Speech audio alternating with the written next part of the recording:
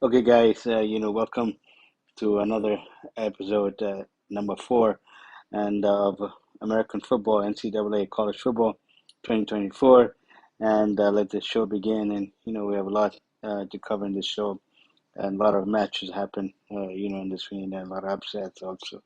And so there's a big, and I will give you an analysis of the matches, certain matches that I felt, and of course, of the matches that are coming up next week, following next weekend like that. So let's jump right into the show, and let's get all catch up for all this weekend for all the NCAA college football. Had um, it started on a Friday, and we had Indiana versus Western Illinois, and I picked the Indiana to win. So you can see that Indiana had won 77-3, had no problem winning at home. And then you see that you had BYU beating SMU 18-15. Very good. I thought SMU might have had, because their offense was in the last two matches and games that they played, but you can see they lost by 3 points. What a match that was. And then you see the Duke, in second two overtimes, beating Northwestern 26-20. This match also was very, very, good to watch because it was very hard fought from both sides, and just in double overtime. This one match had gone. Then you can see then we had, Georgia beating Tennessee Tech 48-3. Had no problem there. Ohio State beating Western Michigan 56-0. Then Oregon and Boise State had a very, very good match there, also turning out 37-34. And then there was an upset there. Texas, people were not saying upset because in the rankings, Texas is better than Michigan, but it was like, a lot of people wanted, some wanted many Texas to win, some wanted Michigan to win, but this match was very, very good there. But Texas, too much for Michigan in this match, and they won 31-12. Then you see Alabama beating South Florida 42-16. Old Mississippi, you have 52 to Middle Tennessee 3. Then NIU giving upset there. This is the biggest upset here to Notre Dame, 16-14. And then Bowling Green losing to Penn State 34-27. And then Missouri beating Buffalo 38-0. And then Utah beating Boiler 23-12. Then we also had this weekend is LSU beating Nichols, 44-21. We have NC State, losing to Tennessee 51-10. We have Oklahoma State beating Arkansas 39-31. We had Miami beating Florida A&M 59-9, and we have Arizona beating Northern Arizona 22-12. Clemson had no problem winning against State 66-20, and then Houston and Oklahoma was a very, very close match here, with Oklahoma just winning by Houston 16-12, and then Kansas State beating Tulane 34-27, and then with Texas A&M beating McNeese 52-10, and then Kansas beating Kansas losing to Illinois 23-17. This was also another upset here, for Illinois winning this match here. Next, we have Southern California USC beating Utah State 48-0. You have Iowa State beating Iowa 20-19. Pittsburgh beat Cincinnati by 1 point, 28-27. Army West Point beating Florida Atlantic 24-7. And then we had Memphis beating Troy 38-17. And then we had Minnesota beating Rhode Island 48-0. Rutgers had no problem beating Akron 49-17. Syracuse beating Georgia Tech, and this is another upset right here because Georgia Tech, I thought, would win this match here because they've been playing very good the last two matches, and their defense very, very good also, and everything like this. But Syracuse somehow won this match against Georgia Tech 31-28. This is the first loss of Georgia Tech for the season. And then UConn beating Merrimack 63-17, and Ball State beating Missouri State 42-34. Then we have San Francisco beating Kent State 23-17. You have Utah losing to UNV 70-14. Then Auburn losing to California 21-14. Playing a little bit better game in this match than and had expected. Then Boston College beating Duquesne 56-0.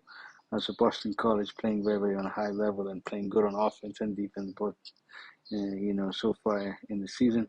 South Carolina beating Kentucky 31-6, and Louisville beating Jacksonville State 49-14. Then Maryland losing to Michigan State 27-24, and Navy winning against Temple 38-11. And then you have North Carolina beating Charlotte 38-20, and Toledo beating Massachusetts 38-23. Then we have Washington beating East Michigan 30-9, and then Wisconsin beating South Dakota 27-13. Then Wyoming losing to Idaho 17-13, and then UTSA losing to Texas State 49-10. Virginia Tech beating Marshall 31-14. FIU beating Central Michigan 52-16. James Madison beat Gardner-Webb 13-6. Ohio beating South Alabama 27-20. East Carolina beating Old Dominion 20-14, and I thought Old Dominion could have actually won this match also. And then West Virginia from losing from last week come back. West Virginia and UL Albany 49-14. They win the match. UCF beating Sam Houston 45-14. Air Force losing to San Jose State 17-7. Arkansas State winning at home with Tulsa 28-24. Coastal Carolina won 40-21 against William and Mary. Colorado State beating Northern Colorado 38-17. Florida Gators beating Sanford 45-7. Georgia State beating Chattanooga 24-21. Kennesaw State losing to Louisiana 34-10. Georgia Southern beating Nevada 20-17. And Texas Southern Texas Southern lost to Rice 69-23. Then we have Southern Mississippi winning against Southeastern Louisiana 35-10. Stanford winning 41-7 against California Poly, and ULM beating UAB 32-6. Wake Forest lost to Virginia 31-20. Was very, very close match in this one here. Eastern Kentucky losing to Western Kentucky 31-0. And Nebraska beating Colorado 28-10. North Texas beating SFA 35-20. Vanderbilt having no problem winning against Elkhorn 55-0. And TCU beating LIU 45-0. And then UTEP against Southern Utah went into overtime, and UTEP lost to Southern Utah 27-24. Then we have Washington State beating Texas Tech 37-16. New Mexico State losing to Liberty 30-24. And Arizona State winning against Mississippi State 30-23. Oregon State beating San Diego State 21-0. And Fresno State winning against Sacramento State 46-30. Now for the analysis for the BYU Cougars beating SMU Mustang 18-15. You can see the 3 turnovers on both teams were given there. 336 more yardage for BYU, and then SMU 261. So almost close to like the 80, 90, almost could be. They've had 30 more with 100, so it was like 70 yards there more. In the time possession, even 30-53, 29-7. Now for the game leaders in this match here, for BYU, we have Rezev, 15-28, 202 yards, 1 touchdown, 2 interception. Rushing yards, Davis, 3 carries, 37 yards. And Lassiter, 2 receptions, 62 yards, no touchdown for the BYU. Now for SMU, Jennings had 15-32, 140 yards, 1 interception. And Smith had 14 carries, 75 yards in rushing yards there, no touchdown. And receiving yards, 4 receptions, 46 yards for Smith, for no touchdown for SMU. Now if you can see here, the total yardage there for passing 202 to 144. And the rushing yards, 134 to 116. As you can see the difference there, getting a lot of both teams rushing and throwing there, but a little more to BYU. And then the turnovers, even BYU gave one fumble and 2 interceptions, still were able to come out and win this match, and were 2 fumbles and 1 interception given by SMU. They took advantage, and I think it was, I think, one of these mistakes that had led for BYU to win this match here, even though it was very, very close, even time possession and even first down. So it was not a bad match, but I think the edge just went to BYU in this one. Next, we have Duke beating Northwestern Wildcats 26-20. As you can see, 343 yards total for Duke and 289 for Northwestern. 2 turnovers, both teams. Time possession also 3 minutes more to Northwestern, 31-13 to 28-47. So not a lot that much different than time possession, but as you can see, and this one went also into double overtime. This one also went into double overtime, whereas you can see that it was 7-7, and then that extra touchdown in second overtime there. So this one in double overtime, Duke had won in this match here.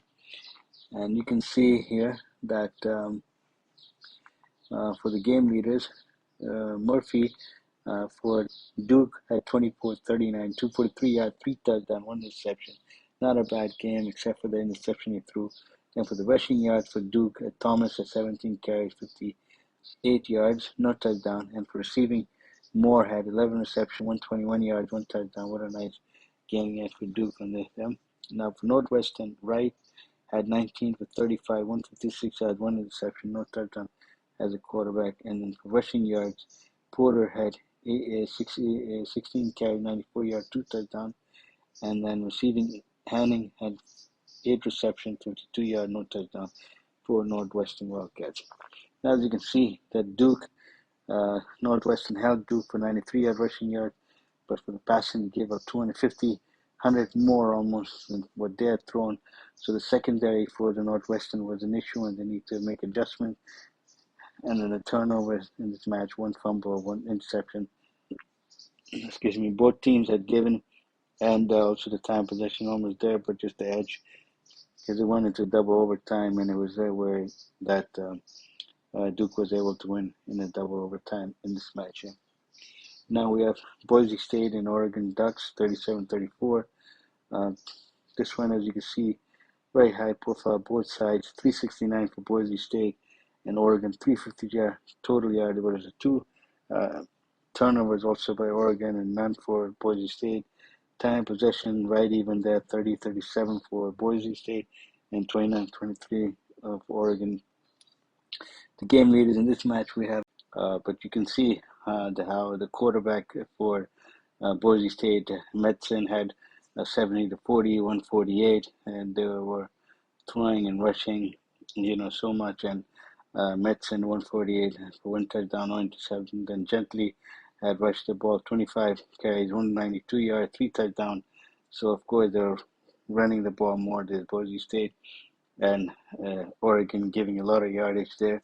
And then Camper for receiving yardage, 4 reception, 52 yard, 1 touchdown he had received. Now for Oregon, Gabriel 18 for 21, 243 yards, 2 touchdowns, no interception. Not a bad game, just that of course not a bad game because they had won 37-34.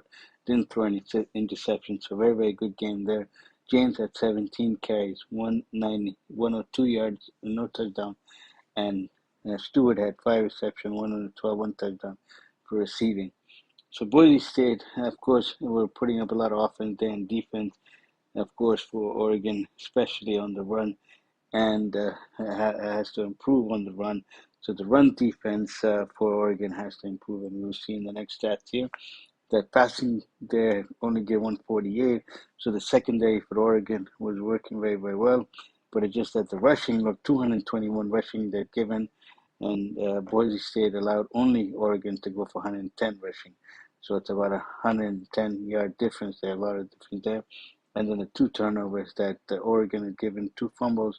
So that led for Boise State to come into the game and to come into the match and, have a very close chance of winning, even though Oregon should have, if not had these fumbles and not given so many yardage as rush, then the game might have been a little bit more different, for them. But they won by 37-34, but they could have won more with more margin, and the game could be, a lot of more. They did not be close, where they could have had a chance of losing this match to Boise State.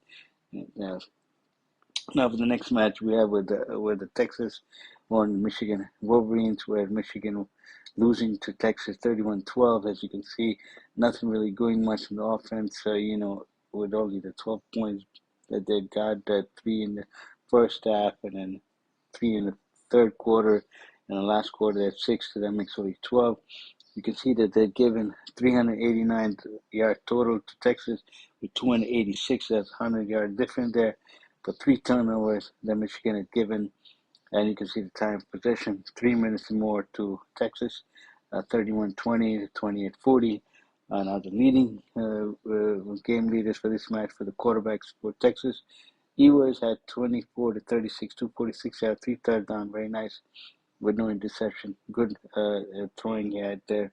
And then for rushing, Wingo had 1 carry, 55 yards. So you can show you right there that he made 1 carry, and no touchdown. And then receiving for Texas, Helmer had 7 receptions, 98 yards, and 1 touchdown. So now that's for Texas. Now for Michigan, Warren 22 for 33, 204 yards, 1 touchdown, 2 interceptions. Not a bad game there, just had a 2 interception there, and of course the results that could have been a little bit different. And then Edwards 8 carries, 41 yards for rushing for Michigan, and then Loveland 8 reception, 70 yards, no touchdown receiving for Michigan. Now as you can see, Michigan only had rushed for 82, not even 100. So Texas had hold Michigan for way less rushing yards on the ground, and then passing 246, 204. So Michigan was able to throw, but not like there. And then the 3 turnovers, 1 fumble, 2 interception, was very costly for Michigan, and that's why Texas, came up and took advantage of the turnovers and were able to win the game there. Even first downs, as you can see, is 19 to 13.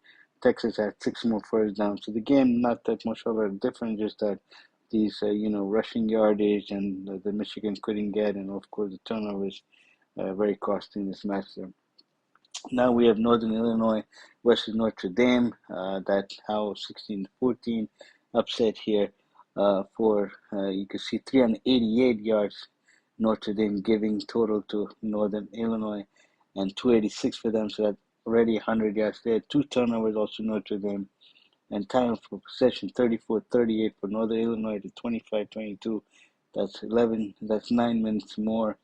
And game leaders in this match, we have Hampton as a quarterback for North Illinois, 10 for 19, 199 yards, 1 touchdown, no interception.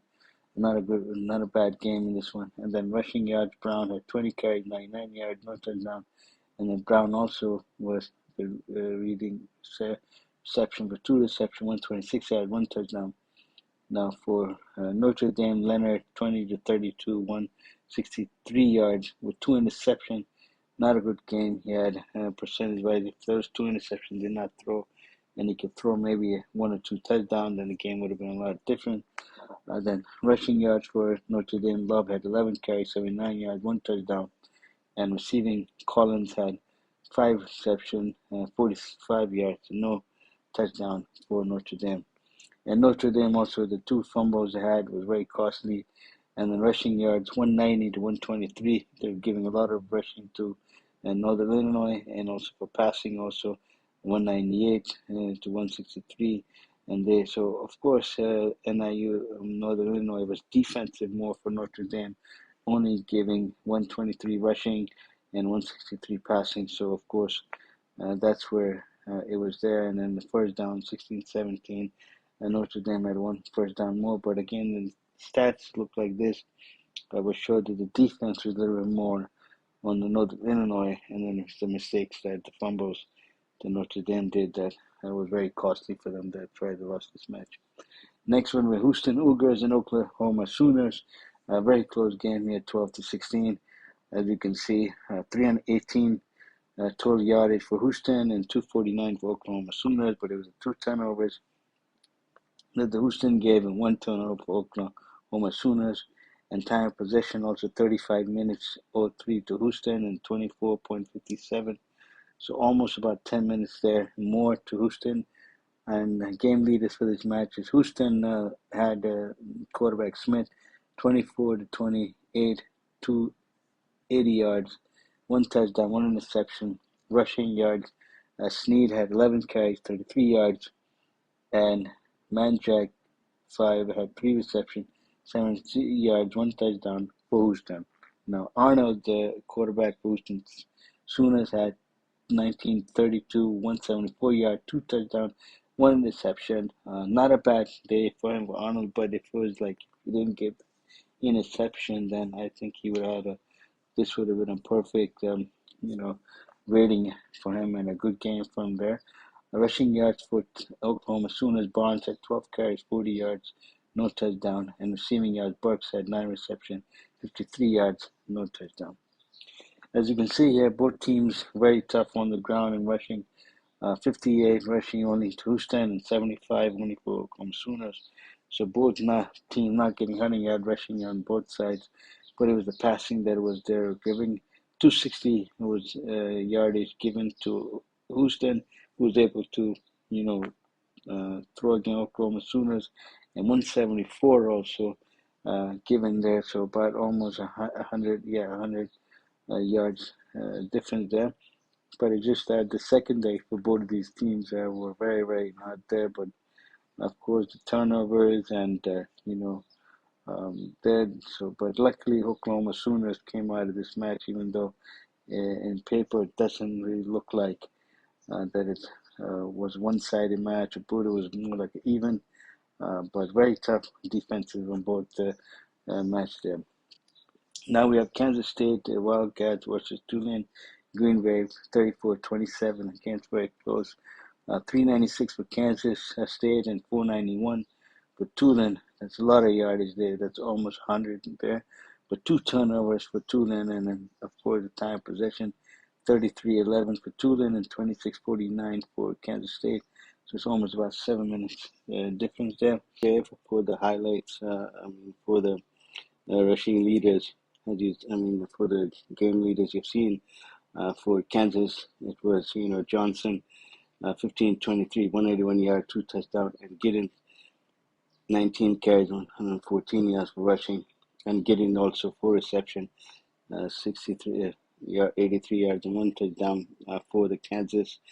And for Tulane, Mensa, 19 for 29, 342 yards, 2 touchdowns, 1 interception. Had a hell of a offense there with 342 yards throwing.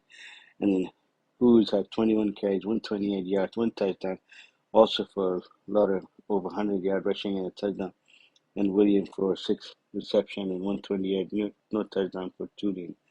Who had, with this high offense, even had lost the game, and Kansas State had won, as you can see. Now you can see over here in the passing, it was only 181 yards that Kansas had put up, and 342 they'd given up. So the secondary gave a lot of yardage for Tulane to come up and bring this game close and everything like this. And so the secondary for Kansas State has to change and make some adjustment for the next matches for the following week.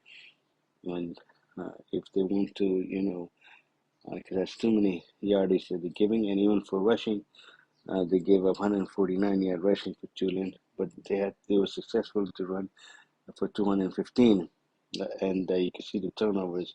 That they didn't have any turnovers for Kansas State, and Tulane had 2, and so 1 fumble, 1 interception, and also the time possession. Tulane was almost like 7 minutes more. So based on these things, and this analysis, you can see the Kansas State had, from the stats, looked like that they won't be winning this match, and it will look like that it was more of Tulane. But if you can see, it wasn't Tulane; it was Kansas State that had won this match. Now we go for Kansas Jayhawks and Illinois, fighting Illinois. The Illinois had beaten Kansas Jayhawks 23-17, and you can see that 327 yards for Kansas and 271 for Illinois, and 4 turnovers for Kansas Jayhawks. I think this is what the turnovers that were killing Kansas, and that's why they lost. These turnovers giving was opportunity for Illinois to score points, and Then also, time of possession is almost the same. Kansas 29-22 and Illinois 30-38. Now the game leaders for this one, for quarterback for Kansas is Daniels, 18 for 32, 141 yards, touchdown, 3 interceptions. So he threw a lot of interception, in this game. And then Neal for rushing for Kansas, 14 carries, 101 yards. And now for receiving, Arnold had 4 receptions, 44 yards, and 1 touchdown for Kansas. Now for Illinois, Altemeyer had 16 for 25, 192 yards, no touchdown. And Vegan had 18 carries, 40 yards, 1 touchdown, and 9 receptions and 89 yards. Now you can see that Illinois was held to only 79 yards, so that means that Kansas had a good defense and on the not allowing a lot of yards on the ground. It was all in the air because Illinois had 192 yards and they themselves only threw 141 yard passing in the game. But they were running 186. Illinois allowed Kansas to run 186, but you can see the turnovers there. The 4 turnovers, 1 fumble and 3 interceptions. That was very costly for Kansas, and Illinois had won this match there. Now Pittsburgh and Cincinnati, very close game, and Pittsburgh playing very high level, so 28-27, and it was very, very close, just by 1. But I think it was the fourth quarter, because the fourth quarter is 15-0. In that fourth quarter, not giving any points to Cincinnati.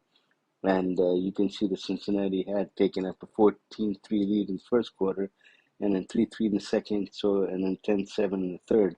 But it was the fourth quarter that made the difference here. Pittsburgh going over 498 yards total, and Cincinnati 449. Each team giving 1 turnover each, but it was a time of possession more, like almost 13 minutes more to Cincinnati. Cincinnati had 36-25. Whereas Pittsburgh's Panthers only 23-25. Game leaders in this game is Holston for quarterback for Pittsburgh, 20-35, 302 yards, 3 touchdowns, and 1 interception. Reed had 19 carries, 149 yards, and Mumfield has 5 receptions, 123 yards, and 2 touchdowns. Sorsby, the quarterback for Cincinnati, had 20-38, 298 yards, 3 touchdowns. And Kinnard, 20 carries, 149 yards, no touchdown. And Henderson, 5 receptions, 80 yards for Cincinnati. Now here you can see in the passing, of course, 302 for Pittsburgh and 298 for Cincinnati. Both teams were able to throw the ball for at least 300 yards. So a lot of yardage, thrown in the air. And then rushing also, Pittsburgh 196 and Cincinnati 151. And you can see the turnovers 1 each.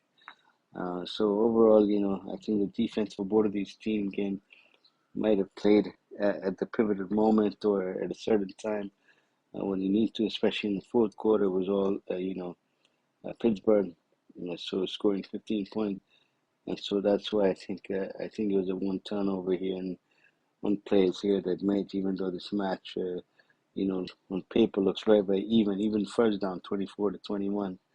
About 3 first down more than Cincinnati, but it was highly, very close match here. Then we have Iowa and Iowa State in Iowa. Iowa State beating Iowa 20-19. As you can see here, 361 yards total for Iowa State and 303 yards for Iowa. 2 turnovers for Iowa and 1 turnover for Iowa State. And even time possession is very even, 30 for 10 for Iowa State and 29-50 for Iowa. Game leaders for this tournament was, for this match, is Bates, a quarterback for Iowa State, 23-35, 272 yards, 2 touchdowns, 1 interception.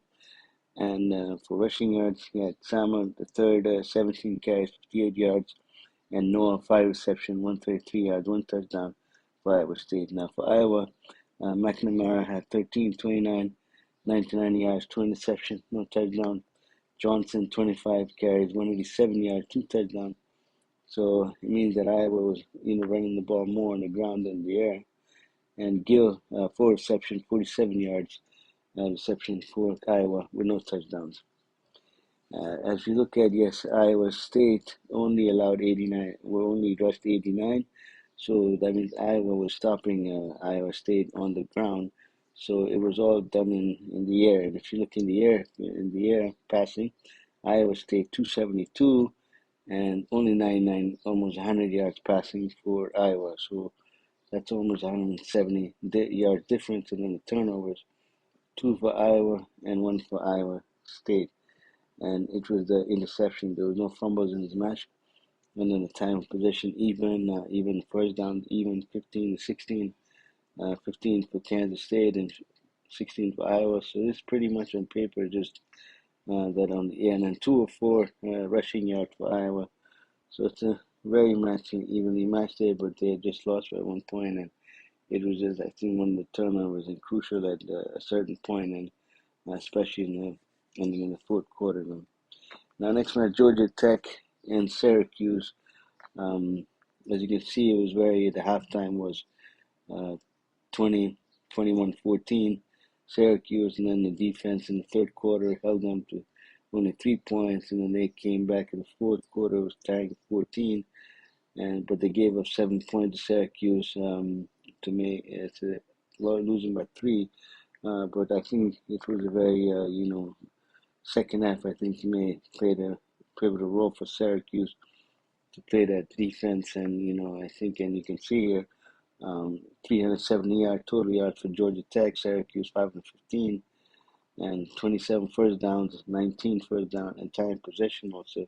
Syracuse 36-54 to Georgia Tech 23-06. So that's almost 13 minutes there, and of course, a lot of more than almost 8 first downs more.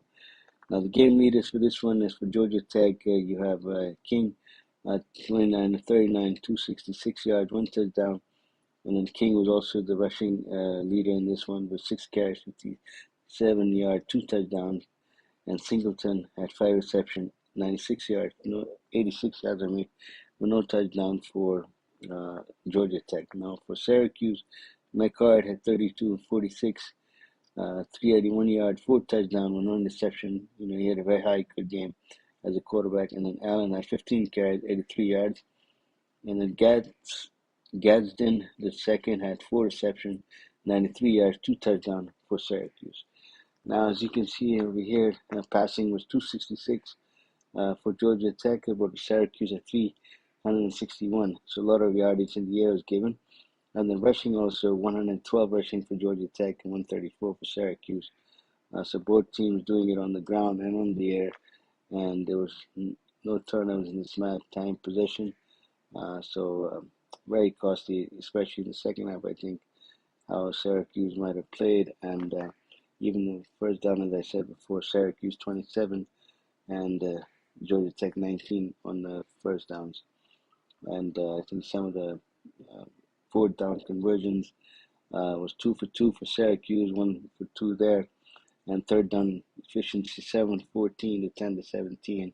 Also looking like very even on that aspect there. Now the next match, San Francis and Kent State. San Francis won 23-17 against Kent State here. San Francis Red Flash had 402 yards total to 280 for Kent. 1 turnover each, 16-16 first down, even on that one, and time possession almost 9 minutes more to St. Francis, 34-24 for St. Francis, and Kent State 25-36. So now the rushing, game leaders in this match here. For quarterback for St. Francis is Hornstein, 11-22, 195 yards, 1 touchdown. And for rushing, McElroy, 20 carries, 81 yards, no touchdown. And Thompson, 5 receptions, 124 yards, 1 touchdown for St. Francis. Now Kent, Cogman, 22 for 38, 193 yards, 1 touchdown, 1 interception. And Thomas, 11 carries, 39 yards, no touchdown. And Filore, 6 reception, 92 yards, 1 touchdown for Kent. Now you can see that Kent was held for only 78 yard rushing, so the defense for St. Francis was there to help, Kent to only 78, 90, gave him 100 yards there. But then on the passing, you can see they gave 202 to Kent, and they had thrown the ball 195. But the rushing, Kent had allowed San Fran to get 207. And then there was one fumble lost, one turnover each team had given, one fumble for St. Francis and one interception for Kent. And then you can see also the first down, like I said, it was even 16-16. And fourth down conversions, 1 for 3 for Kent, 0 for 0. They didn't go for any fourth down, St. Francis. And the third down, they won 6 for 17 and 2 for 14 for Kent. So 2 to 14 Kent. So a lot of 1 or 3 out, 1 or 3 out like that. Defense of St. Francis came up when they had to, especially in the second half there. Now California and Auburn, Golden Bears and Tigers. This was at halftime of 14-7, and then no score was given in the third, and it was 7-7 in the fourth quarter, but it was 21-14. California won. California carried 332 yards total with 286, but 5 turnovers for Auburn. I think it speaks to that with the 5 turnovers, and 18-16 to first downs. 2 first down different, 18 for Cal and 16 for Auburn. In time possession, also 11 minutes more, 35-16 to California and 24-44 for Auburn. The game leaders for this match is the quarterback for California is Mendoza, 25-36, 233 yards, 2 touchdowns, and Thomas, 8 carries, 53 yards, 1 touchdown. And for receiving, Brady, 4 receptions, 63 yards, no touchdown for California. Now for Auburn, Thorne as a quarterback, 14-27, 155 yards, 1 touchdown, and 4 interceptions.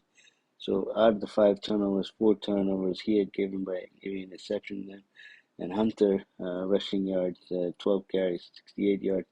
And Coleman, 2 receptions, 53 yards, and no touchdown for Auburn. Now, as you can see, passing 233 for California, and Auburn only 165. And Cal was held to almost 9,900 yards, and they had rushed for 121. But it was the 5 turnovers, 1 fumble and 4 interceptions that gave California the edge in this rematch, even though the stats will show that not a whole lot of difference, just that defense game on the secondary, almost about 80 yards difference there between Cal and Auburn, but just went right to the wire to just, especially in the second half where it was all the action in the fourth quarter with just 1 touchdown both teams have. But they literally lead in the first half and then the adjustment on defense that both teams had done, but California coming out to win this game. Now next we have Idaho and Wyoming. Cowboys, Idaho, Vandals, and this one 17-13, Idaho winning. This one, as you can see in the first half, it was 17-10, and then just the 3 points given in the fourth quarter. So I think the defense for the Wyoming came up in the second half a little bit short because the offense not giving up any points. Idaho not allowing Wyoming to have any more points, just in 3, and winning it by just 4 points. 225 total out of Idaho and 270 for Wyoming. 1 turnover was given by Wyoming. 14-16 first down, 14 to Idaho, 16 to Wyoming. In time possession also looks just 3 minutes more to Idaho, 31-20 and 28-40. Now game leaders in this one is we have Wagner, 20-21, 101 yards, 1 touchdown for Idaho. And Thomas, 15 carries, 54 yards, no touchdown. And DR, 6 reception, 56 yards, no touchdown for Idaho now. For Wyoming, Savabuda had 10-24, 125 yards, 1 touchdown. And for rushing, 17 carries, 80 yards for Jones, no touchdown. And Pelsier had 1 reception, 38 yards, no touchdown for Wyoming. Now Wyoming, as you can see, the passing for both teams, Idaho 101 and Wyoming 126, rushing Idaho 124 and Wyoming 144. But that 1 fumble lost there, and I think certain plays, especially in the second half, because second half only 3 points they were able to score, Wyoming, and was still down by 4. And I think it was more of a defensive game and just a little bit of opportunities that was given was maybe just in the first half and not in the second, as both teams was playing very high on defense there.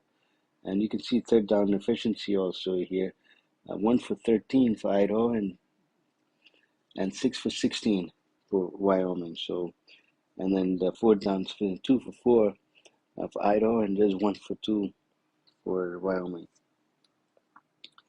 Now, Virginia and Wake Forest, but also Virginia Cavaliers winning 31-30 by 1 point. And as you can see in the half, it was 17-20. And then third quarter, Virginia didn't score. Wake Forest scored 10. But in the fourth quarter, 14 points for Virginia, 0 for Wake Forest to come up and win 31-30. 430 yards total for Virginia and 554 for Wake Forest. 2 turnovers for Virginia and 1 turnover for Wake Forest. And time possession also, I would say 5 minutes more to Wake Forest. Virginia having 27-50 and Wake Forest 32-10.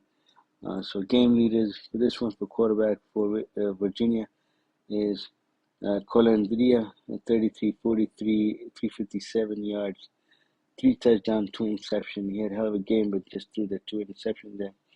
And then Brown carried 9 carries for 35 yards in the rushing leaders. And Fields had 11 receptions, 148 yards, no touchdown.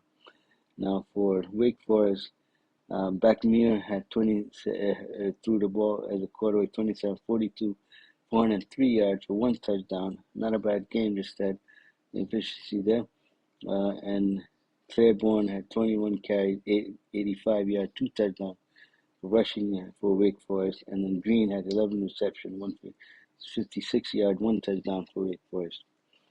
Now, as you can see, 73 yards only rushing was allowed for Virginia, 144 Wake Forest had given, and then 356 yards there through Virginia and 403 allowed for Wake Forest to give, and then 23 first down for Virginia and Wake Forest 25. So it's evenly matched here due to the turnovers there, the 2 interceptions that Virginia had thrown, but were able to compromise there, and then the 1 fumble. And I think that is the crucial time, especially in the fourth quarter, because Wake Forest didn't score any points in the fourth quarter, and it was all Virginia there, and the defense that Virginia brought maybe in the fourth quarter that may have had the difference, into this game. Next match, Southern Utah versus UTEP, and Southern UTEP, and you can see that 383 for Southern Utah, and then 423 for UTEP, and no turnovers in this game, and then 21 first down for Southern Utah and 17 for UTEP, and just a little edge, 3 minutes more to Southern Utah with 31-24 and 28-36 for UTEP. Now the game leaders for this match is Barry as quarterback for Southern Utah, 10 for 17, 75 yards, no touchdown. Rushing, Lamson, 20 carries, 103 yards, 2 touchdowns. And Mitchell, 3 receptions, 82 yards, 1 touchdown for Southern Utah. Now, UTEP minus Locking Lear playing as quarterback, 22-29, 295 yards, 1 touchdown. Jackson had 20 carries, 90 yards in the rushing. And Thomas for UTEP, 5 receptions, 99 yards, no touchdown. Now you can see here in the passing is 115 for Southern Utah and 299, almost 300 for UTEP. And then rushing 268 on the ground for Southern Utah and 124 only to UTEP. So you can see the difference there in the rushing and the difference there in the passing in the secondary, but with no turnovers. Game third down efficiency also 8 for 15, 5 for 16. Fourth down, Southern Utah didn't go for any. Utah went 2 for 2. But these are the difference in the match where game was very, as you can see, close to it. Now that's the match for the analysis for the last week for the games. Now we have games coming up this week. starting from Thursday. We have two matches then and then two matches Friday, and it's going to be, the red lining is the one that I picked for this next week. And so we have on Thursday South Alabama home with Northwestern State, and then we have Texas State versus Arizona State, and then we have on Friday Arizona versus Kansas State, and UNLV versus Kansas on Friday. Then on Saturday, regular timings we have, and on the line on the blue, I put in that this will be the key matchups. In this match I feel they're very, very strong, that we'll see whether it'll be an upset or whatever. But these are the key, like the big matches that are coming up on this weekend on Saturday. First we have Georgia and Kentucky, and then we have Texas and UTSA. Then we have Wisconsin and Alabama. Then Wake Forest and Ole Miss. This will be the first one, a very, very key match there. Then we have Boston College and Missouri, another one. Then Kent State and Tennessee. Then Oregon and Oregon State will be another key matchup over here. Then we have Miami, Florida versus Ball State, and then Utah versus Utah State, and then Oklahoma State and Tulsa. And you can see, and I feel all the red marks there that who I feel will win in these matches here also, as you can see. Now in the next match we have Oklahoma versus Tulane. Then we have LSU and Southern Carolina. Then we have Arkansas State playing against Michigan, and Notre Dame and Purdue, and then Nebraska and UIN, and then Memphis versus Florida State, Cincinnati and Miami, Ohio, NC State at home against Louisiana Tech, and then Texas Tech at home versus North Texas, and then Buffalo at home against Massachusetts. Then we have Temple at home against Coastal Carolina, Florida Gators at home against Texas A&M, then Georgia Tech against VMI, Michigan State against Prairie View, and then Minnesota against Nevada at home, Ohio against Morgan State. Then this next matchup will be very key. West Virginia versus Pittsburgh, of how they're going to play. Already West Virginia lost to Penn State, but now play against Pittsburgh, in Pittsburgh there. Washington and Washington State, East Carolina and App State, and then Iowa at home against Troy. Then we have Arkansas against UAB, Akron at home against Colgate, Charlotte at home at Gardner-Webb, UConn on the road against Duke, then Florida Atlantic at home against FIU, and then Georgia Southern against South Carolina State, and then Liberty at home against UTEP, and then North Carolina at home against NC Central, and then we have Old Dominion at home against Virginia Tech, and then Sam Houston at home against Hawaii. Then we have Western Michigan at home against Bethune Cookman, and then Eastern Michigan at home with Jacksonville State, and Georgia State against Vanderbilt, and then Middle Tennessee at home against Western Kentucky, and then San Jose State against Kennesaw State, and then Southern Mississippi against South Florida, and then Auburn at home against New Mexico, and then Boiler at home against Air Force, Colorado State and Colorado, Colorado State at home against Colorado, and Mississippi State against Toledo. Then we have Northwestern against Eastern Illinois, TCU against UCF, UCL at home against Indiana, Houston at home against Rice, Virginia at home against Maryland, and then Wyoming at home against BYU. This would be a very nice key matchup over here to see if BYU will win. That I'm giving the edge over here for Wyoming, but it'll be another key matchup here, as you can see. And then California at home against San Diego State, and then Fresno State at home against New Mexico State in this one. And then on Monday, finishing just a very rare, a match on Monday, it's Illinois versus Central Michigan, and I think this one I had left it a little blank because I'm not really sure who the edge might be. That I think that more the edge will be as I'm thinking now against Illinois, and I would say Illinois had just a little edge, but I think Central Michigan can bring the upset if they play their defense and are able to put up the points. But this one is a 50-50 on the side over here. But so anyway, as you can see, the matches so far that has happened in the last, going through a few weeks, and then as the game started, that certain teams are already playing on the top on high level. You have Georgia, of course, then you have Texas, then you have Oregon, then you have Boston College, you have Oklahoma Sooners. You also have other teams like California winning last week. So I think in the next 2 weeks I will get you the standings in the next after two episodes.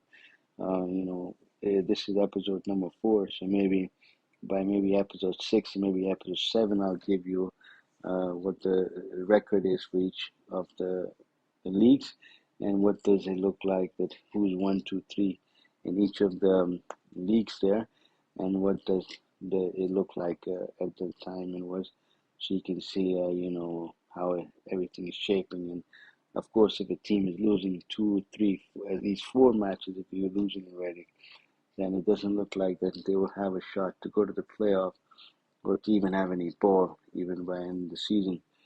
So it'll be very crucial to see what those matchups would be, and how who would make it to which bowl, and who would make it to the new playoff that has been this season put into NCAA college football, the word how it draws.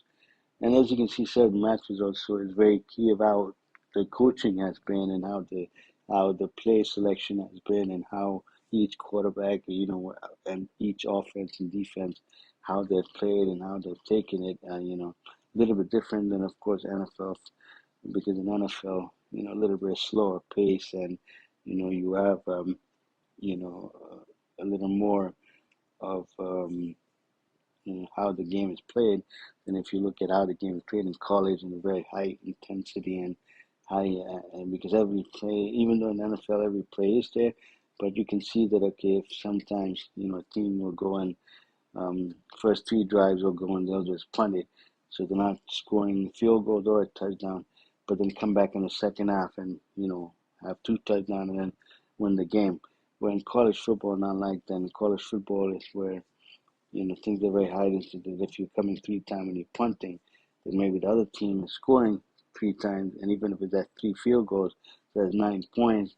To catch up to the other team for 9 points becomes very, very like high. You're trying to climb a mountain. It becomes very, very high, because the other team may change in the defense. Now all of a sudden is playing the defense where they're not playing before. So everything is very, very different, on how the college football is, and how the coaching is done, and how the whole play is very different. But anyway, thank you for watching this episode of this college American football, NCAA College Football 2024, episode number 4. Please don't forget to follow, like, subscribe, and get up to date on the analysis, and leave any comments on below. I'll read. And what do you think about the matches so far, and which team you are feeling very good about this season, that may go all the way or go to the Nationals and make it to the playoff or the bowl.